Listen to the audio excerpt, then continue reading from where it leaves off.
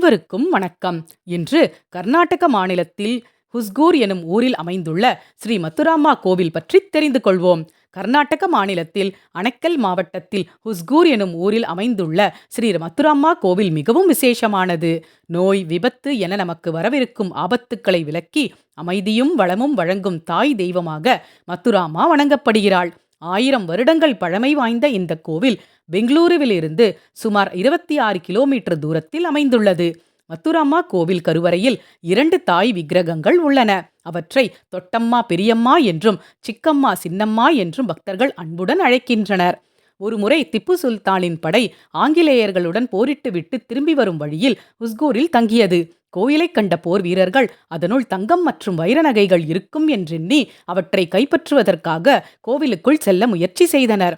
ஆனால் தேவியின் சக்தியினால் அவர்கள் மயங்கி விழுந்தனர். இதை அறிந்த திப்பு சுல்தான் விரைந்து கோவிலுக்குள் சென்று மத்துராம்மாவிடம் மன்னிப்பு கோரினார்.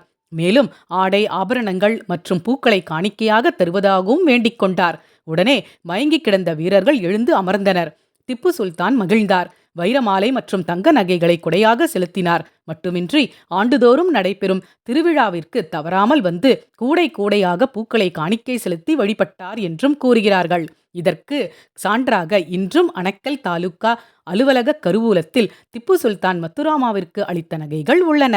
கருவறையின் நேர் எதிரில் சிம்ம வாகனம் அமைந்துள்ளது.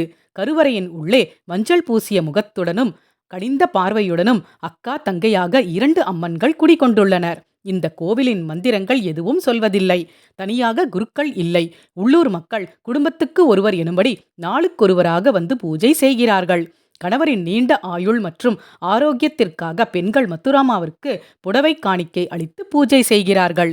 மத்துராமாவிடம் பூவாக்கு கேட்கும் வழக்கம் இங்கு விசேஷம். அம்மனின் முன் அமர்ந்து தனது கோரிக்கையை வேண்டுகையில் அம்மனின் வலப்புறத்திலிருந்து பூ விழுந்தால் சுபம் என்றும் இடப்புறத்திலிருந்து விழுந்தால் அசுபம் என்றும் நம்புகிறார்கள்.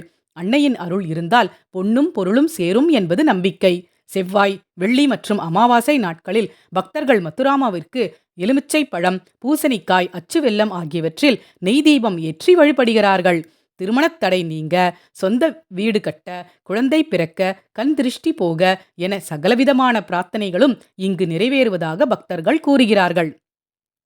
தாய் தெய்வமாகிய மத்துராம்மா கோவிலுக்குச் சென்று நம்பிக்கையுடனும் பக்தியுடனும் வழிபட்டால் அவள் நமக்கு வரவிருக்கும் சகல ஆபத்துக்களிலிருந்தும் நம்மை காப்பாற்றி அருள்வாள் என்பது உறுதி.